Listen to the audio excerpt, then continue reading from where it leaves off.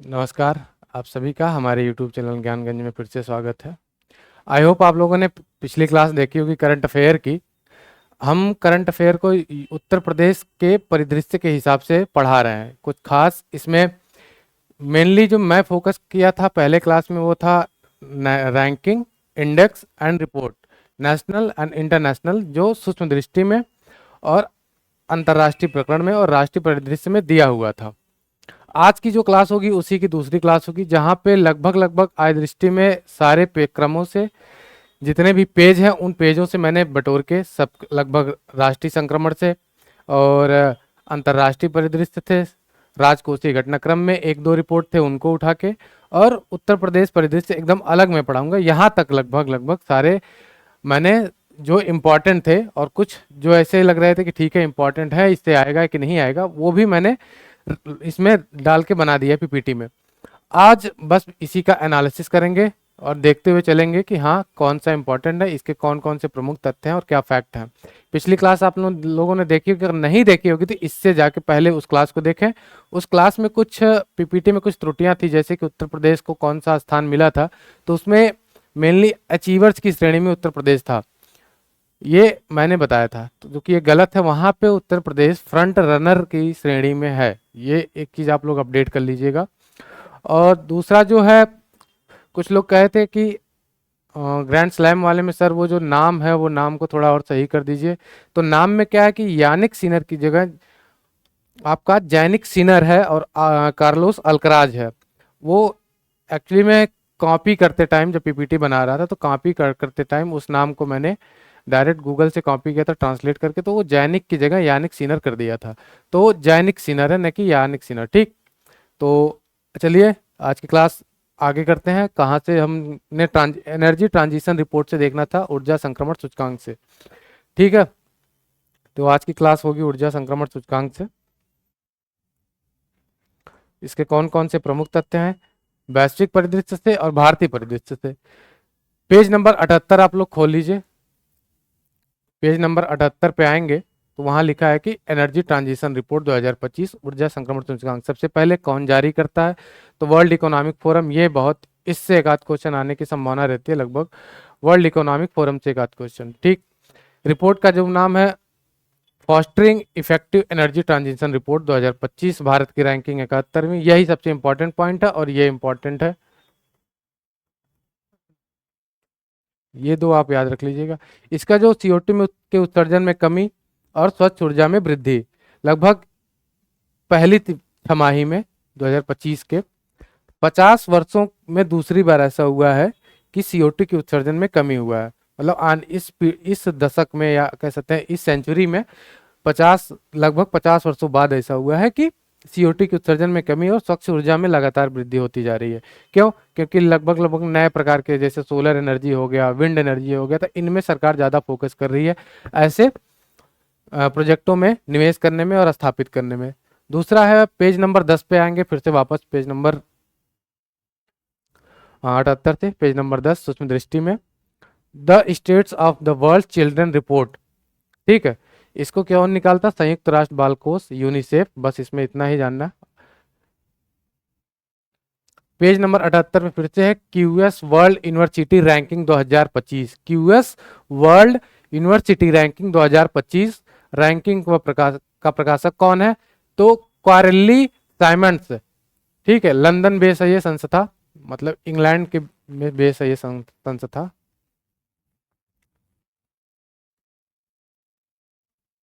ठीक है, मूल्यांकन के आधार क्या है कि अकादमिक प्रतिष्ठा, नियोक्ता प्रतिष्ठा, संकाय छात्र अनुपात, शोध प्रभाव और अंतर्राष्ट्रीय दृष्टिकोण, कि कौन सी यूनिवर्सिटी कितनी अच्छी तरीके से R&D कर रही है, रिसर्च कर रही है, डेवलपमेंट में सहयोग दे रही है, उसके शिक्षण का तरीका क्या है, वहाँ के जो रोजगार क्रिएशन हो रहा है कि नहीं, मतलब प्लेसमेंट उस यूनिवर्सिटी से हो जा रही है कि नहीं, इस प्रकार के आधार पर मूल्यांकन करती है।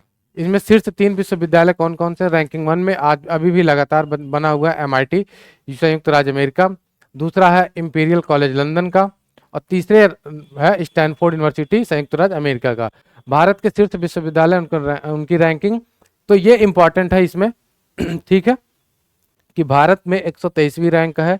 Indian institute of technology Delhi, IIT Delhi को रैंक 1 भारत में, इसका स्कोर 65.5 रहा इन सभी मूल्यांकन के आधारों पे। 129 Indian institute of technology Bombay, IIT Bombay और आईआईटी मद्रास, तो इस क्रम में सबसे पहले आएगा IIT Delhi, then IIT Bombay, उसके बाद आईआईटी मद्रास। पेज नंबर 78 पे भी है QS world university ranking by subject. अब तक हमने देखा नॉर्मली ओवरऑल, अब सब्जेक्ट वाइज कि कौन कौन से ऐसे विषय थे जिनके आधार पे यूनिवर्सिटी की रैंकिंग निकाली गई। यह भी वही निकालती है क्वारली साइमंड्स, यूके स्थित शिक्षा एवं रैंकिंग एजेंसी। कुल विषय सब्जेक्ट 55 विषयों के आधार 55 विषयों के आधार पे इन सभी का रिपोर्ट तैयार किया गया कि कौन सी यूनिवर्सिटी किस सब्जेक्ट में कितना बेहतर है और ओवरऑल सब्जेक्टों में कौन सी यूनिवर्सिटी सबसे बेहतर है। तो overall subject combine MIT university USA लगातार 13 वर्षों से अभी भी टॉप पे है।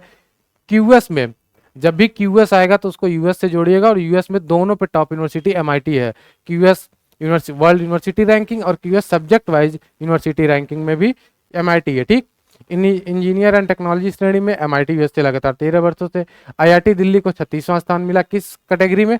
इंजीनियर एंड टेक्नोलॉजी, 26वां स्थान, सॉरी। और आईआईटी बॉम्बे को 28वां स्थान मिला। आर्ट्स एंड ह्यूमैनिटीज में देखेंगे तो हार्वर्ड यूनिवर्सिटी यूएसए, एमआईटी यहाँ भी, Oxford university UK. University of Delhi को 160वां स्थान मिला है। दिल्ली विश्वविद्यालय को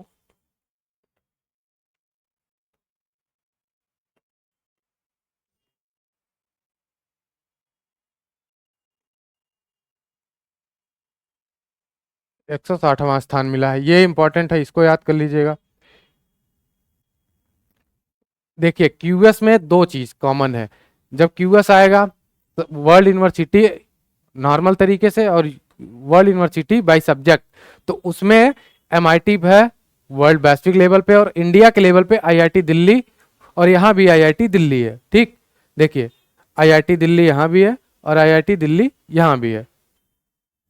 पेज नंबर 79 पे आइए, 79 पे इजराइल ईरान युद्ध, कुछ इसके ये मेरे में आ गया, खैर ये ज्ञानेंद्र सर का टॉपिक है, लेकिन मैं यहाँ बता दे रहा हूँ कुछ, जैसे कि कालखंड का नाम क्या दिया गया इसको, 13 जून से 24 जून तक चला, 12 दिन, इसलिए इसको कहते हैं 12 डे वार।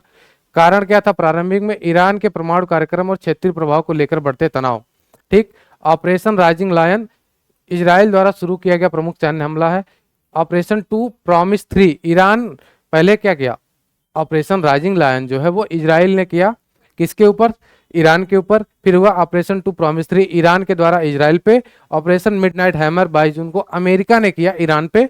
और ऑपरेशन सिंधु जो है भारत द्वारा ईरान में फंसे नागरिकों की निकासी ईरान में, न कि इजराइल में। ठीक है, ऑपरेशन सिंधु ईरान से निकालने के लिए भारत के नागरिकों के लिए चलाया गया। पेज नंबर 79 पे है the UN economic and social council में इंडिया के सदस्य 2026 से 2028 के लिए। संस्था कौन सी है? संयुक्त राष्ट्र का मुख्य अंग है। यूएन, इसकी स्थापना जो हुई थी 1945 में हुई थी, इकोनॉमिक एंड सोशल काउंसिल की। इसमें जो प्रमुख है वो हमको देखना है कितने कार्यकाल के लिए लगभग भारत का सिलेक्शन हुआ है। तो भारत का जो सिलेक्शन हुआ है वो 1 जनवरी 2026 से लेके 1 जनवरी 2026 से लेके 2028 तक भारत का कार्यकाल चलेगा। ये इंपॉर्टेंट है कि 2 सालों के लिए भारत की नियुक्ति हुई है। Page number 80 world press freedom index, press की बात कर रहे हैं, भारत की स्थिति एवं वैश्विक परिप्रेक्ष्य। पब्लिशर कौन है? रिपोर्टर्स विदाउट बॉर्डर, आरएसएफ निकालती है इसको। मुख्यालय कहाँ है आरएसएफ का? पेरिस, फ्रांस से निकलती है। भारत की जो रैंकिंग है 151 151। सुधार 2024 में भारत की स्थिति 159 थी। ठीक, 8 स्थानों की वृद्धि। अब भी शीर्ष पे कौन है? एस्टोनिया और नीदरलैंड। निचले क्रम में अगर देखेंगे तो एरिट्रिया 180 पे, उत्तर कोरिया 179 पे और चीन 178 पे, जहां पे प्रेस में फ्रीडम इंडेक्स इतना ज्यादा नहीं है। पेज नंबर 80 विश्व सैन्य व्यय में के रुझान 2025 trends in world military expenditure 2025 निकालता कौन है? SIPRI, Stockholm International Peace Research Institute के द्वारा जारी किया जाता है इस रिपोर्ट को। प्रमुख देशों का सैन्य व्यय, इसमें बस देखना कि कौन कौन से ऐसे देश हैं जो अपने जीडीपी का कितना प्रतिशत सैन्य व्यय पे खर्चा करते हैं। संयुक्त राज्य अमेरिका लगभग 37%, विश्व सैन्य व्यय अगर एक आंकड़ा लेते हैं कि पूरे दुनिया में 100% अगर सैन्य व्यय है तो उसमें अकेले 37% कौन व्यय करता है, वो शायद यूएसए।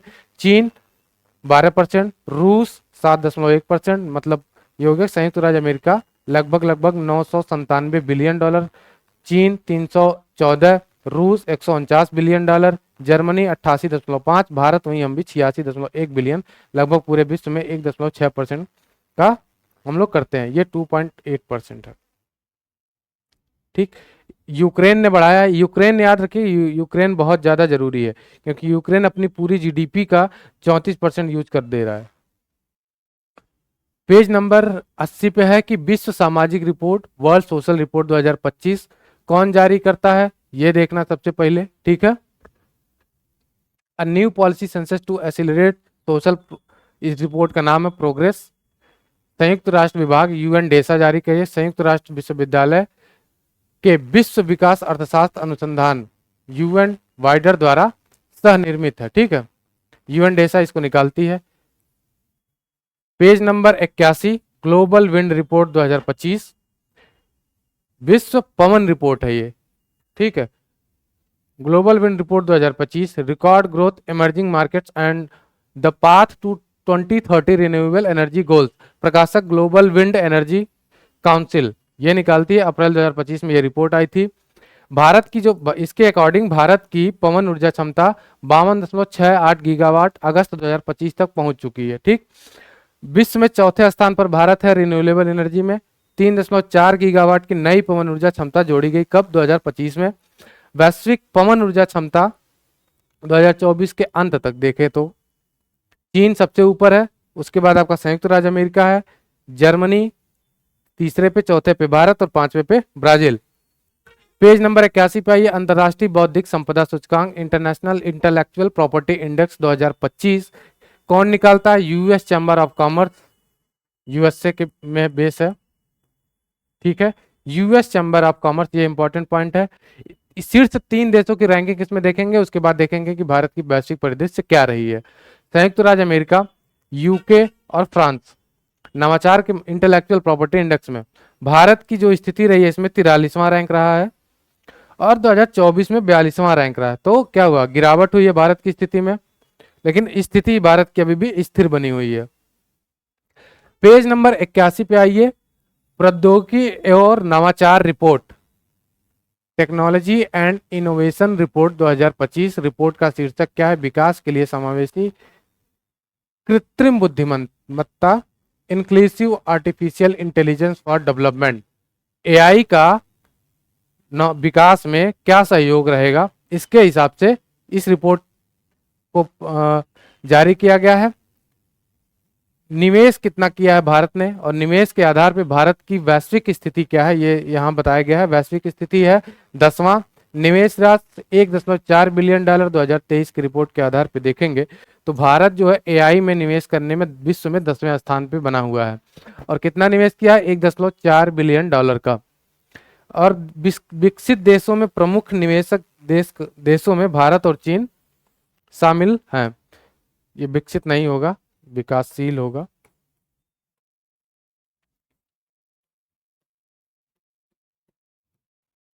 ठीक। तो विकासशील देशों के साथ प्रमुख निवेशकर्ता देशों में भारत और चीन शामिल है।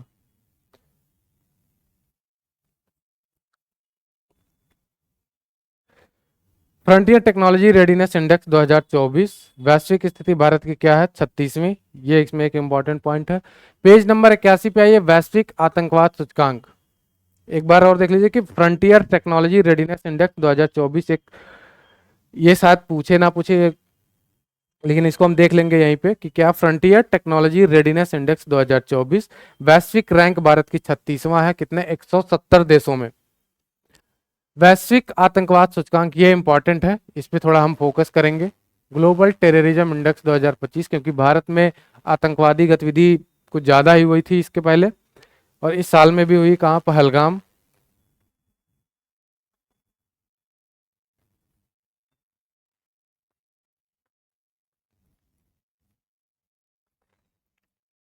ठीक, तो हम इसको ध्यान में रखते हुए चलेंगे। रिपोर्ट का जो शीर्षक क्या था, global terrorism index 2025, measuring the impact of terrorism, प्रकाशक कौन है? Institute for Economics and Peace, IEP. प्रकाशन तिथि क्या थी? 2025 के वर्ष में के आधार पे है। शीर्ष 3 देशों की रैंकिंग क्या है? बुर्किना फासो, पाकिस्तान और सीरिया। तो आतंकवाद से प्रभावित जो 3 प्रमुख देश हैं वो हैं बुर्किना फासो पहले पे, दूसरा पाकिस्तान, तीसरा सीरिया।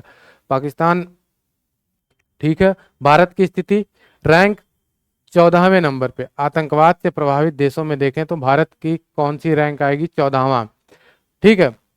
और सेम एज प्रीवियस ईयर 2024 में भी देखेंगे तो वैश्विक आतंकवाद सूचकांक में भारत की स्थिति 14 ही थी और अभी भी 14 बनी हुई है, स्थिति स्थिर है।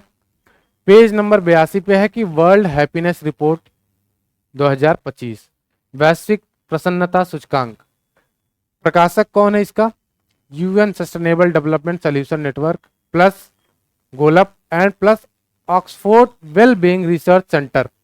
थीम क्या थी ये ध्यान रखिएगा, caring and sharing. Happiness index की थीम बहुत इंपॉर्टेंट है, केयरिंग एंड शेयरिंग, परवाह और साझा करना। रिपोर्ट की जो अवधि है 2022 से 2024 के औसत के आधार पे, ये रिपोर्ट ये बताती है कि किस देश के लोग कितना खुश हैं, उनका दैनिक जीवन कैसा है, उनका सामाजिक जीवन, राजनीतिक और आर्थिक जीवन किस प्रकार से। इन्हीं सभी आधारों पे खुशियों का आकलन करती है कौन? वर्ल्ड हैप्पीनेस रिपोर्ट 2025 में ये भी है। रैंकिंग क्या है? विश्व सबसे खुश देश फिनलैंड, लगातार 8 वर्षों से फिनलैंड विश्व में सबसे खुशहाल देश बना हुआ है।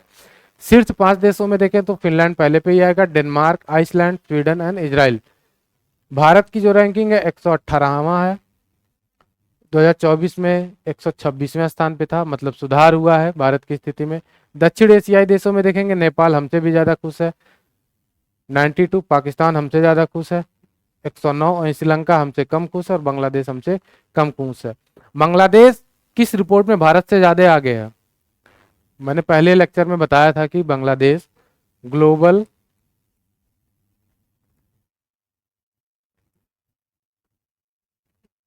जेंडर गैप रिपोर्ट 24वें स्थान पे है बांग्लादेश, ये याद रखिएगा, इंपॉर्टेंट है। सबसे निचले देशों में अफगानिस्तान और सिएरा लियोन है। मापदंड क्या रहा है कि जीडीपी प्रति व्यक्ति, सामाजिक समर्थन, स्वस्थ जीवन प्रत्याशा, व्यक्तिगत स्वतंत्रता, उदारता और भ्रष्टाचार की धारणा। पेज नंबर 83 का पे क्या है, आप लोग आइए पेज नंबर 83 पे। बाल मृत्यु दर के स्तर और रुझान रिपोर्ट, ठीक है, ये थोड़ी इंपॉर्टेंट, हम देखेंगे कि कौन सी संस्था जो इस रिपोर्ट को तैयार करती है। सबसे पहले है UN inter agency group of for child mortality estimation, UNIGME। ये इंपॉर्टेंट है, याद रख लीजिएगा, जिसमें शामिल है UNICEF, WHO, world bank, UNDESA, ठीक, United nation department of economics and social affair.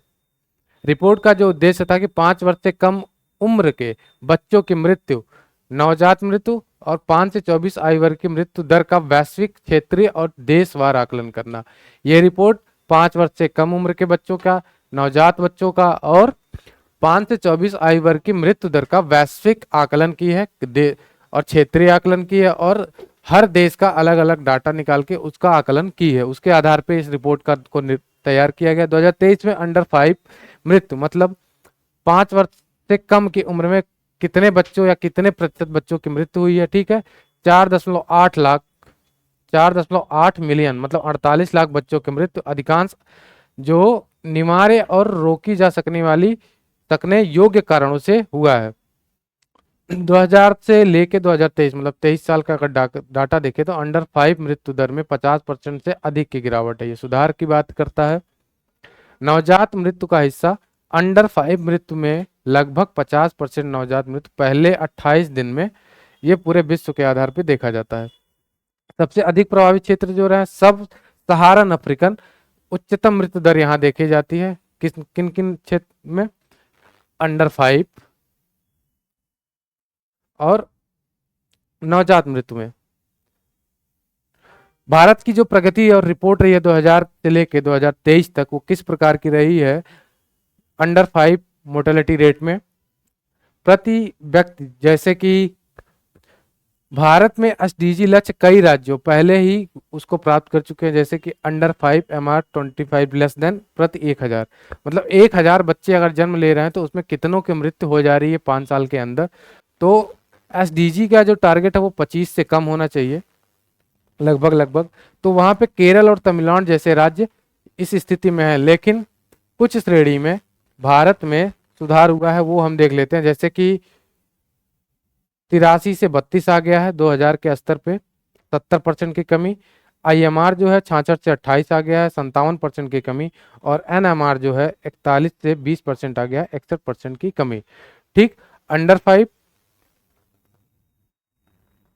नवजात, ये इंपॉर्टेंट है, इसको देख लीजिएगा। उसके बाद आगे चलते हैं कि पेज नंबर 83 पे अंतर्राष्ट्रीय हथियार हस्तांतरण के रुझान 2024 रिपोर्ट, इसको कौन जारी करता? सिप्री।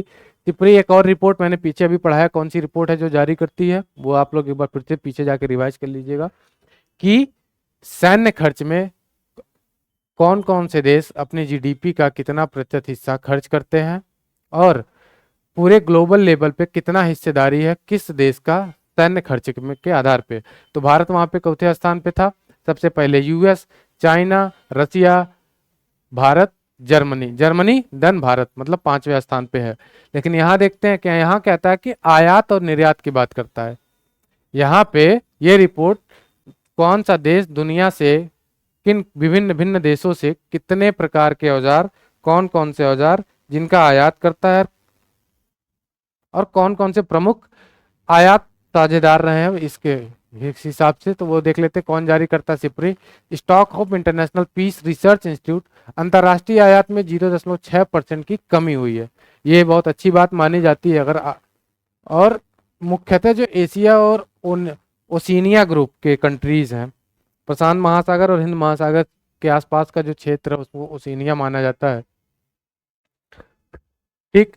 देश में कौन सा? यूक्रेन 8.8% वैश्विक आयात हिस्सेदारी में सबसे अधिक है।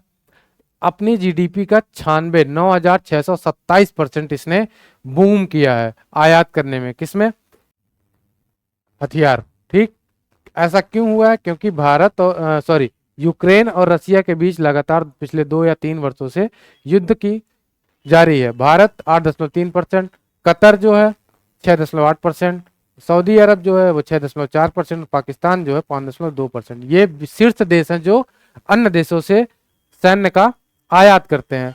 इनके पास खाने का पैसा नहीं है, मतलब आटा नहीं खरीद पा रहे हैं ससुर, पानी नहीं सही से पिला पा रहे हैं, लेकिन देख रहे हैं खर्च किस पे करेंगे? हम तो लड़ेंगे। अरे लड़ोगे, बचोगे भी नहीं भाई तुम। लेकिन क्या करें, अपना ही बेटा है ना, तो गलती तो करेगा, माफ तो कर सकते हैं, लेकिन माफी नहीं देनी चाहिए। एक बार माफ करेंगे सीने पे चढ़ेगा। भारत की स्थिति देख लेते हैं। हम भी कम थोड़ी हैं, हम तुम्हारे बाप हैं तो हम भी खरीदेंगे ही। भारत 8.3% वैश्विक आयात हिस्सेदारी के साथ दूसरे स्थान पर बना हुआ है। ग्लोबली पूरे विश्व में सबसे अधिक, अगर इस साल देखे जाए 2024 की रिपोर्ट के आधार पे कि हथियारों का आयात किस देश ने किया, तो पहले पे यूक्रेन और दूसरे पे भारत। भारत कहाँ से सबसे अधिक हथियारों का आयात करता है? शीर्ष कौन से ऐसे जो देश हैं जो भारत को हथियार आयात करते हैं? तो उसमें है रूस सबसे पहले, फिर फ्रांस, इजराइल और अमेरिका।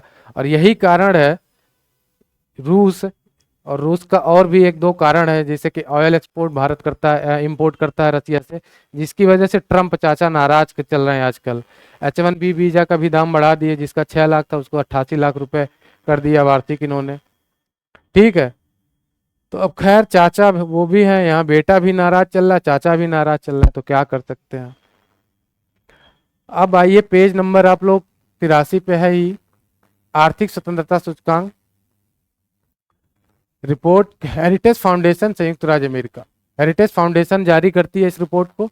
मुख्य बिंदु क्या है कि 2025 में 184 देशों की रैंकिंग की गई है। वैश्विक औसत स्कोर 59.7, पिछले वर्ष 58.6% था।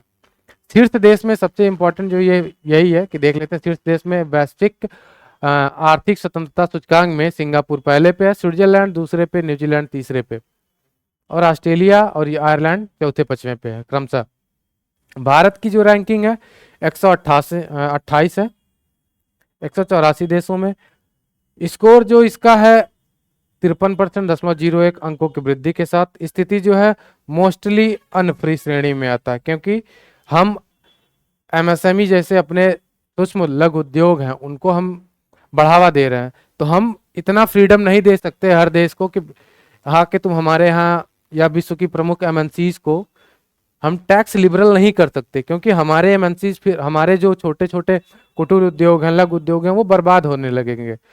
क्योंकि जब बड़े हब वाले इंडस्ट्री आएंगी, बड़े बड़े आएंगे जो निवेशक उनके पास इतना पैसा होगा कि वो हमारी छोटी इंडस्ट्रियों को लगभग लगभग इकोनॉमी से निकाल बाहर फेंकेंगे। ठीक, तो इसकी वजह से हमारी स्थिति मोस्टली अनफेयर श्रेणी में माना जाता है कि हम लोग डिस्क्रिमिनेशन करते हैं विश्व की एमएनसीज के साथ, जो बड़ी बड़ी मल्टीनेशनल कंपनीज हैं, और भारतीयों को रियायत देते। तो भाई हम तो रियायत देंगे क्योंकि हमको हम मेक इन इंडिया जैसे प्रोग्राम को भी आगे बढ़ाना है। पेज नंबर 84 पे आइए, इसी पे भ्रष्टाचार धारण सूचकांक, करप्शन परसेप्शन इंडेक्स, भ्रष्टाचार बोध सूचकांक भी कहते हैं।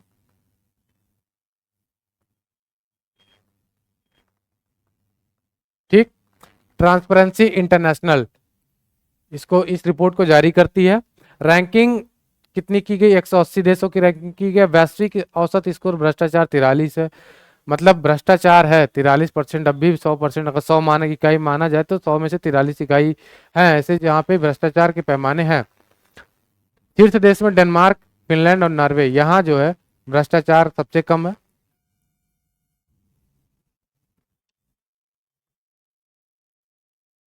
सबसे कम भ्रष्टाचार वाले देश है।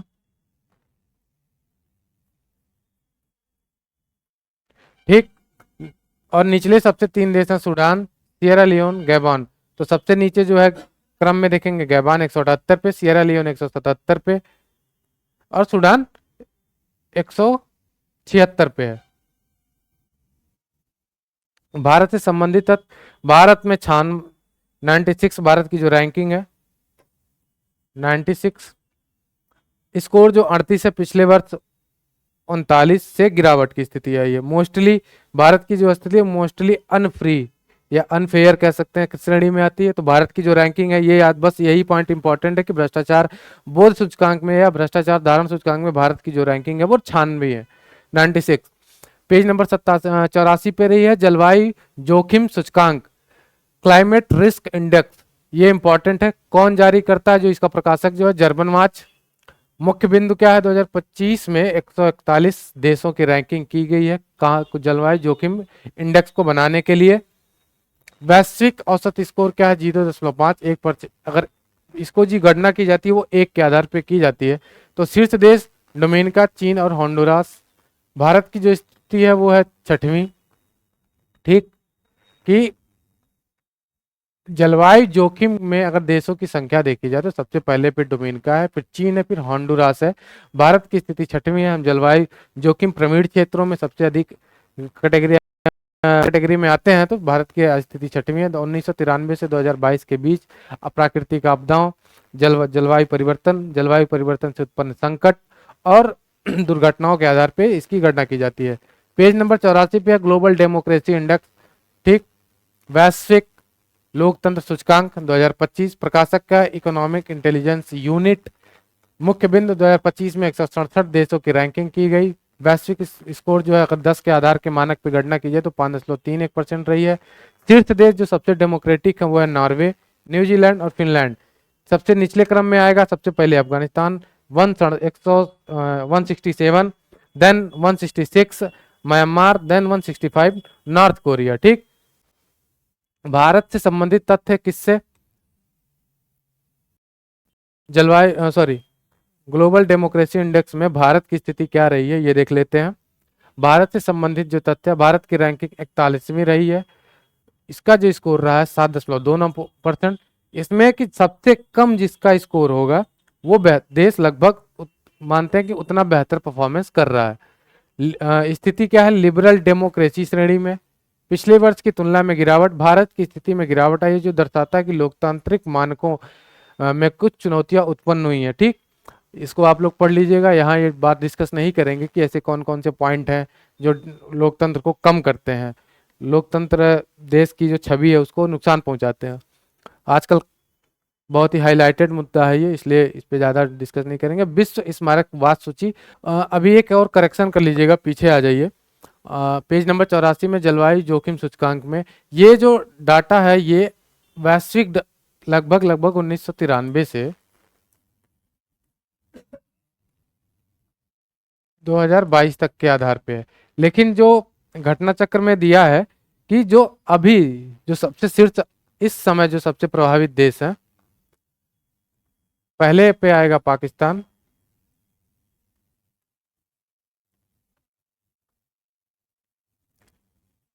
बेलीज, और तीसरा जो आपका है वो है इटली।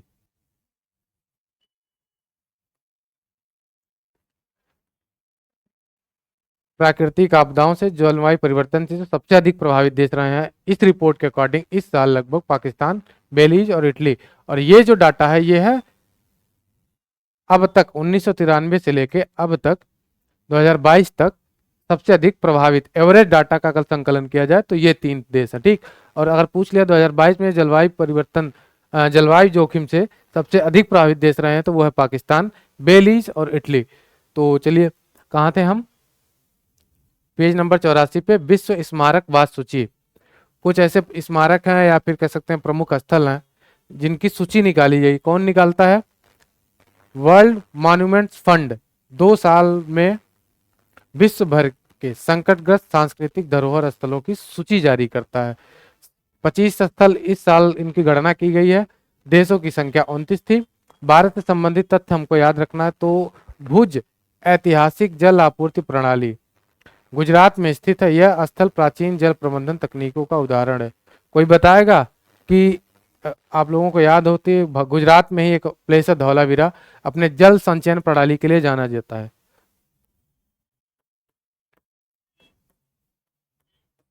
धौलावीरा किसके लिए जाना जाता है, जल संचयन प्रणाली।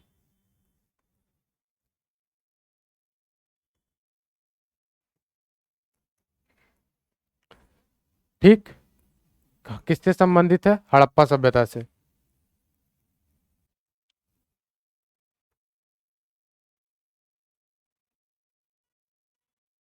इससे यूपीएससी इससे क्वेश्चन पूछ चुकी है, सेम यही जल प्रबंधन तकनीकी के आधार पे।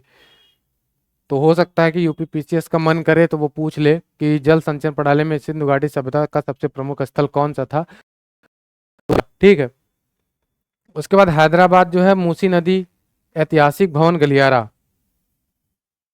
मूसी नदी किसकी सहायक नदी है, ये आप लोग ध्यान देख लीजिएगा। यह स्थल नदी के किनारे स्थित ऐतिहासिक भवनों का एक समूह है। हैदराबाद का मूसी नदी ऐतिहासिक भवन गलियारा, यह स्थल नदी के किनारे स्थित ऐतिहासिक भवनों का समूह है, ठीक। मूसी नदी जो सहायक नदी है मैं बता ही देता हूँ, कृष्णा नदी की सहायक है।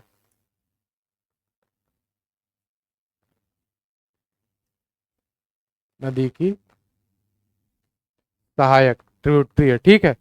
अन्य प्रमुख स्थल अगर देखें तो और कौन कौन से ऐसे प्रमुख स्थल हैं, चंद्रमा, यह पहली बार चंद्रमा के अपोलो 11 लैंडिंग स्थल को भी इस सूची में शामिल किया गया है जो बढ़ते अंतरिक्ष पर्यटन के कारण खतरे में है। सोचिए आप लोग अपना देश अपना जिला नहीं घूम पा रहे हैं, लोग चंद्रमा पे घूम रहे हैं। अरे घर से बाहर भी निकलिए, एग्जाम देके जाइए, 1-2 दिन का ट्रिप मार के आइए, छुट्टी भी है, ठीक है।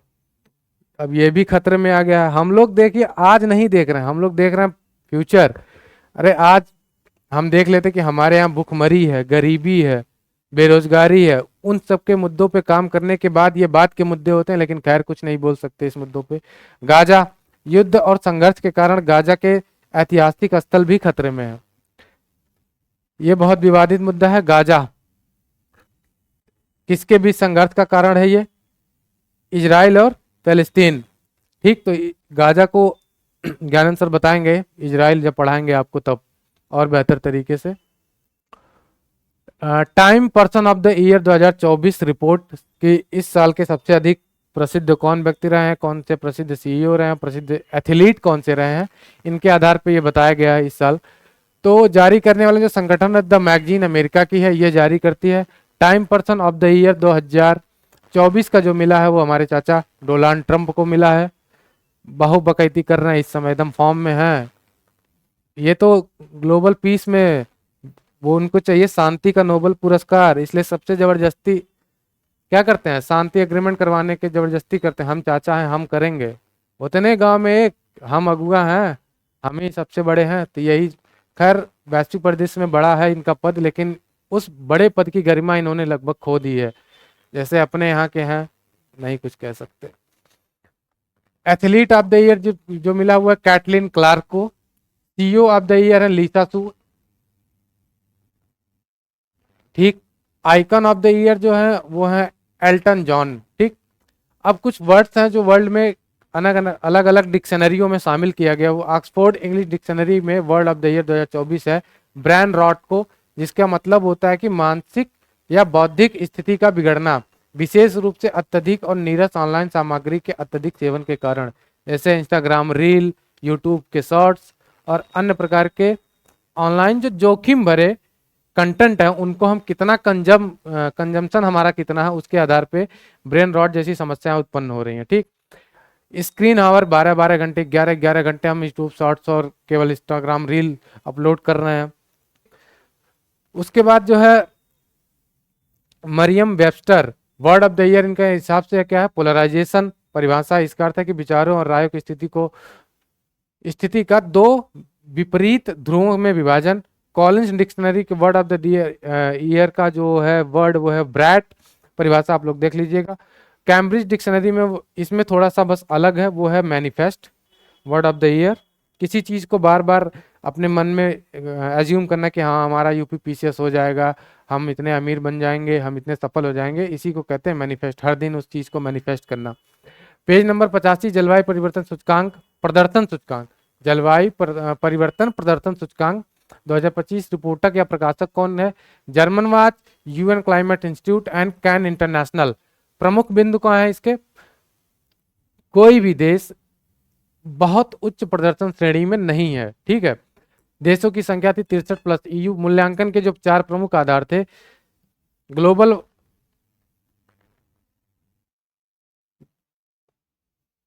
ग्रीन हाउस गैस, ऊर्जा उपयोग और जलवायु नीति और नवीकरणीय ऊर्जा के आधार पे इनका भारांश है 40% प्लस 20%। ठीक। इसके आधार पे गणना की CCPI 2025 में भारत का जो प्रदर्शन रहा है सब में लगभग हाई रहा है और रिन्यूएबल एनर्जी में मध्यम रहा है। रैंक जो निकाली गई है इसमें कंबाइन रूप से डेनमार्क 1, 2, 3 कोई नहीं है, चौथे स्थान पे आता है डेनमार्क। तो अगर पहले पे देखेंगे इस आधार पे तो पहले पे डेनमार्क, दूसरे पे आपका नीदरलैंड, तीसरे पे यूनाइटेड किंगडम, चौथे पे जो है फिलीपींस, पांचवें पे मोरक्को, छठवें पे नॉर्वे और भारत जो है वो 7वें पे, अगर इस हिसाब से देखेंगे। लेकिन 1 से जो 4 नंबर है वो सीधे हटा, इसको काउंट नहीं करता, वो सीधे 4 नंबर की रैंकिंग देता। तो डेनमार्क चौथे पे है और भारत की स्थिति इस हिसाब से 10वें पे है। दुनिया का सबसे बड़ा CO2 उत्सर्जक जो है वो चाइना है और उसके बाद जो है दूसरा अमेरिका। अगर दुनिया में सबसे अधिक CO2 का उत्पादक देखा जाए तो चाइना है, 32% की बढ़ोतरी के साथ 12 गीगा टन कार्बन डाइऑक्साइड का उत्सर्जन करता है प्रतिवर्ष। ठीक। पेज नंबर 86 पे रूल ऑफ लॉ इंडेक्स। ठीक। प्रकाशक है world justice project, Washington DC, संयुक्त राज्य अमेरिका। तो कौन निकालती है, वर्ल्ड जस्टिस प्रोजेक्ट निकालती है rule of law index 2024। Ranking 142 देशों की गई। शीर्ष 5 देश जो इसमें है डेनमार्क, नॉर्वे, फिनलैंड, स्वीडन और जर्मनी। भारत की स्थिति 79 मतलब 79वीं है 142 देशों में। पेज नंबर 86 पे आइए, नोबेल प्राइज 2024, ये इंपॉर्टेंट है। ठीक। इसको थोड़ा सा टाइम लगेगा, 1 मिनट एलोबरेट करते हुए चलेंगे। कैटेगरी क्या है, विजेता कौन से रहे हैं और योगदान क्या रहा है, इनको किस आधार पे दिया गया है। भौतिकी का जॉन जे हॉपफील्ड और जेफरी ई हिंटन को मिला है, किसके आधार के लिए, किस चीज के लिए, कृत्रिम तंत्रिका नेटवर्क और मशीन लर्निंग के बुनियादी खोज के लिए। ठीक है। रसायन भौतिकी में आइंस्टीन को किस पे मिला है, ये आप लोग बताइए, कमेंट करिएगा। रसायन विज्ञान डेविड बेकर, डेमिस हॉस्बिस और जॉन M जम्पर। किसके लिए, प्रोटीन संरचना पूर्वानुमान और डिजाइन में क्रांतिकारी प्रगति के लिए। चिकित्सा विक्टर एम्ब्रोस गैरी रूकून, ठीक। माइक्रो आरएनए की खोज और जीन नियमन में भूमिका के लिए। साहित्य का जो मिला है वो हांगकांग को मिला है, और शांति का जो मिला है निहान हिंडयाको को मिला है, परमाणु हथियारों के खिलाफ संघर्ष और जागरूकता। अर्थशास्त्र का जो मिला है Daron Acemoglu, Simon Johnson, James A Robinson. संयुक्त रूप से संस्थाओं के गठन और समृद्धि पर प्रभाव का अध्ययन, ठीक है। तो ये रहा। आइंस्टीन को किस पे मिला है? फोटोवोल्टिक इफेक्ट पे मिला है कि, चलिए मैं क्वेश्चन ही पूछ लेता हूँ, आइंस्टीन को किस पे मिला? फोटो इलेक्ट्रिक पे मिला है कि E = mc स्क्वायर पे मिला है? जिस पे मिला हो आप लोग बताइएगा। न्यूटन को किस पे मिला है? न्यूटन को नोबेल प्राइज मिला भी कि है कि नहीं मिला है, ये बताइएगा। तो आइंस्टीन को जो भौतिकी में मिला मैं बता दे रहा हूं।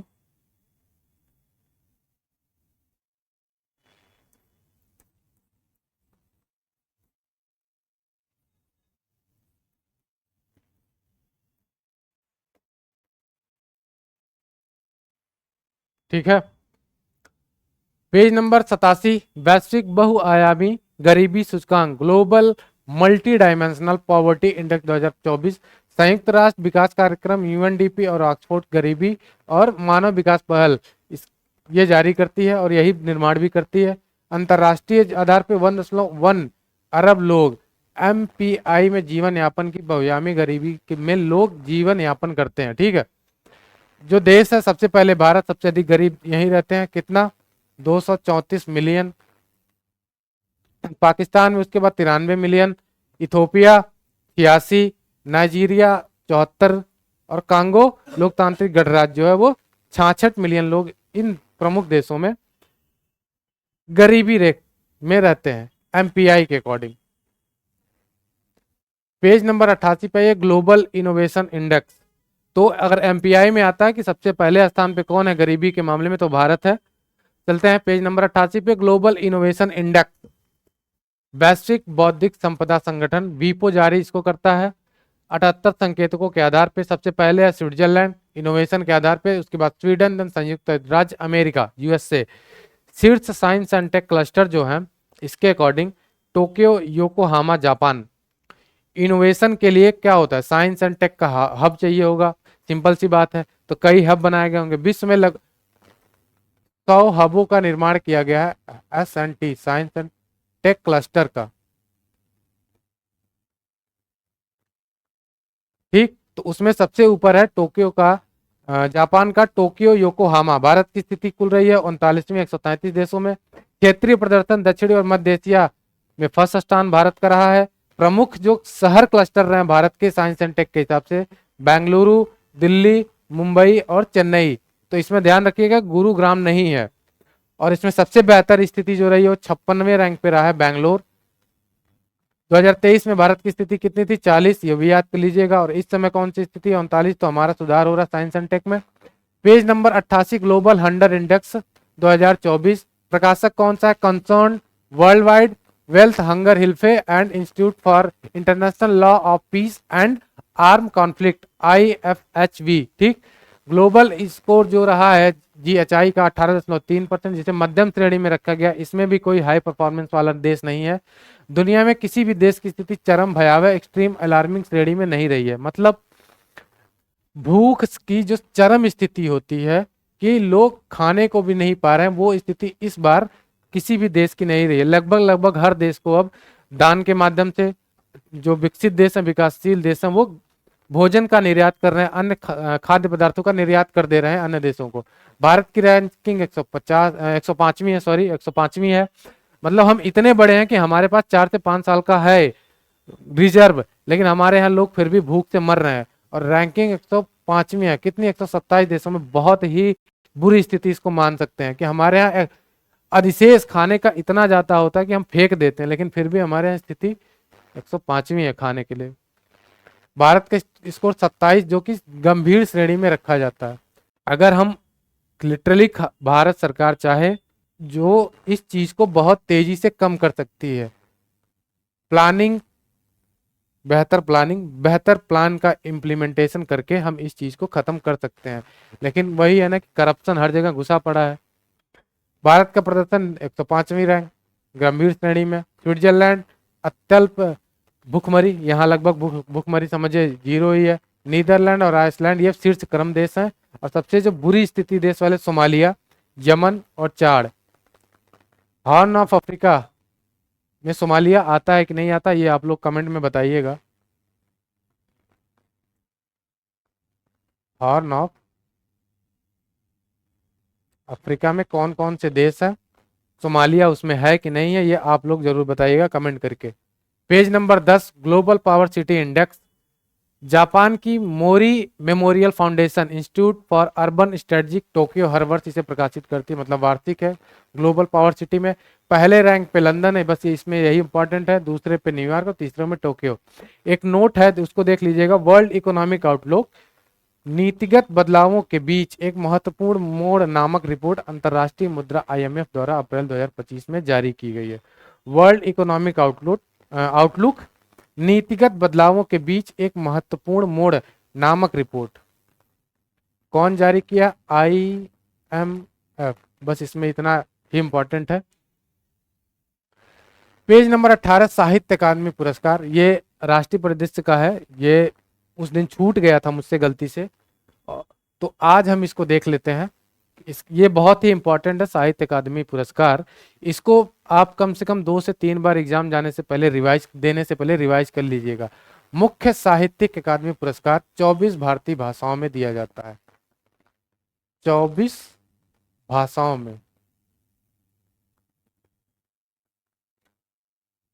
जिसमें इंग्लिश भी शामिल है।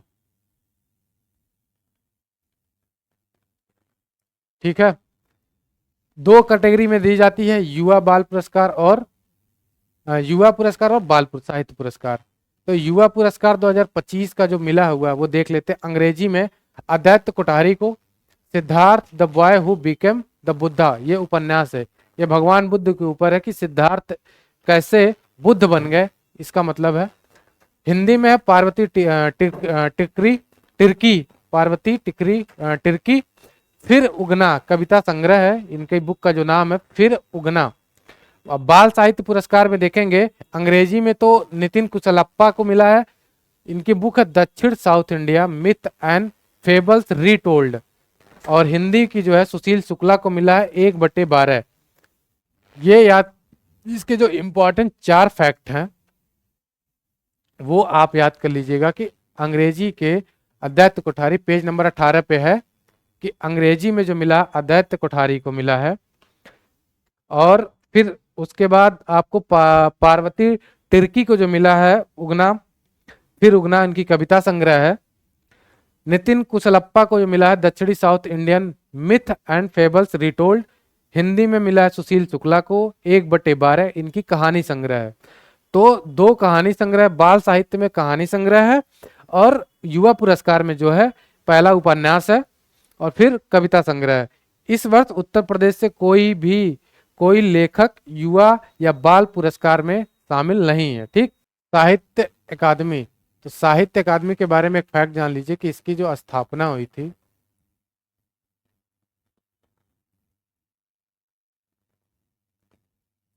12 मार्च 1954 को। ऐसे क्वेश्चन यूपी पीसीएस में ऐसे आते हैं कि मान लेते हैं कि साहित्य अकादमी की स्थापना कब हुई थी, ललित अकादमी की स्थापना कब हुई, और 2-4 और इंस्टीट्यूट ले लेते हैं, तो इनका क्रम दे देगा कि कौन पहले स्थापित हुआ था। तो हमको ये भी याद रख लेना है। पेज नंबर 7 पे है पंचायत उन्नत सूचकांक। सूक्ष्म परिदृश्य में आएंगे पेज नंबर 7 पे। फिर से वापस आ जाइए, बेसलाइन रिपोर्ट है ये 2022 से 2023, ये इंपॉर्टेंट है क्योंकि पंचायतों पे है, तो ये उस दिन मुझसे छूट गया था। तो पंचायती राज मंत्रालय इसको जारी करती है। ठीक है, इसमें LSDG localisation of sustainable development goals के 9 विषय थीम इसमें शामिल है। बेसलाइन रिपोर्ट है, जो इसकी जो बेस ईयर है वो है 2022 से 23, 2022-23 की रिपोर्ट के आधार पर बनाया गया है। 131 अनिवार्य विषय और 104 वैकल्पिक इसके कुल संकेतक हैं। अगर कुल सब्जेक्ट जो इंडिकेटर्स हैं वो इनके हैं 435, प्रमुख है 331, मतलब 331 ऐसे अनिवार्य हैं जिन पे हमको रिसर्च करना है। उद्देश्य पंचायतों के प्रदर्शन को मापना, कमजोर क्षेत्रों की पहचान करना और इन्हें सुधार हेतु प्रोत्साहन देना। कुल ग्राम पंचायतों को शामिल किया गया है, इसमें कितना 2,55,699 ग्राम पंचायतों का आकलन किया गया है, जिसमें सत्यापित जो है वैलिडेटेड है 2,16,285। ये आंकड़ा उतना हमको याद नहीं रखना, लेकिन ये याद कर लीजिएगा कि कितने पंचायतें शामिल किए गए हैं पंचायत उन्नत सूचकांक में। परफॉर्मेंस के आधार पे तो देखेंगे तो फ्रंट रनर में 0.3%, बहुत कम ऐसे पंचायत हैं। परफॉर्मेंस में आप देखेंगे तो परफॉर्मर जो है 35%, एस्पिरेंट्स जो है 61% और बिगिनर्स की श्रेणी में 2.7%। अचीवर्स कोई भी पंचायत अचीवर्स की श्रेणी में नहीं है। इन 9 थीमों के आधार पे जो LSDG है इनको प्राप्त करने में कोई भी पंचायत आगे नहीं है। ठीक, तेलंगाना में भी अच्छा प्रदर्शन 270, और पहले पे जो प्रदर्शन करने वाला राज्य है, सबसे बेहतर प्रदर्शन करने वाला जो राज्य है पंचायतों में वो है गुजरात, 346 फ्रंट रनर पंचायत है। तो इसमें जो 2 पॉइंट इंपॉर्टेंट है, पहले पे कौन है? गुजरात, दूसरे पे तेलंगाना, तीसरे में इसमें है महाराष्ट्र। ठीक है, उत्तर प्रदेश की ग्राम पंचायतें परफॉर्मेंस में किस श्रेणी में आती हैं? उत्तर प्रदेश जो आएगा वो परफॉर्मर की श्रेणी में आएगा।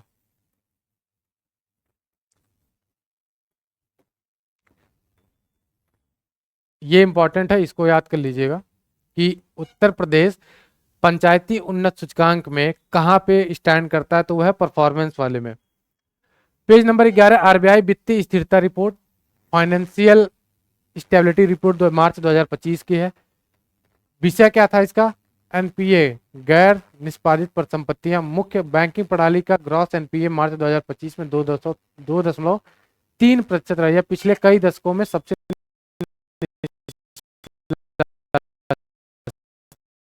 एक बार बस रिकॉल कर लेते हैं, इकोनॉमी का सब्जेक्ट है। जब किसी लोन का 90 दिन से अधिक समय तक ब्याज या मूलधन का भुगतान नहीं होता तो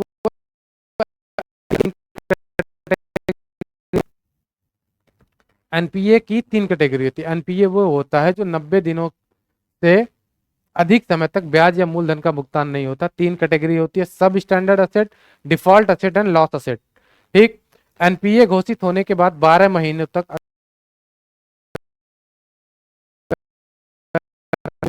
सब स्टैंडर्ड असेट, 12 महीने से ये 3 साल तक है।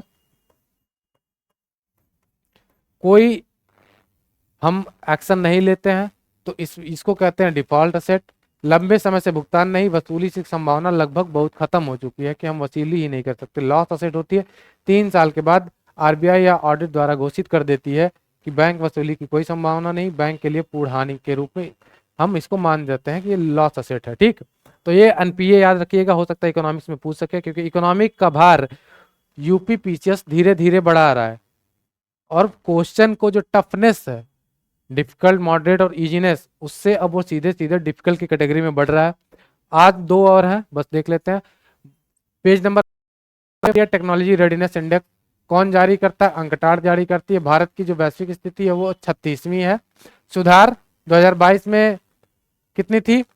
48वीं, और 2025 में 36वीं रैंक है। पेज नंबर 12 पे भारत की 2025 में कृत्रिम बुद्धिमत्ता निवेश, एआई में भारत कौन से स्थान पे निवेश करने में, तो ये निकालता संयुक्त राष्ट्र व्यापार और विकास सम्मेलन अंकटाड की रिपोर्ट है।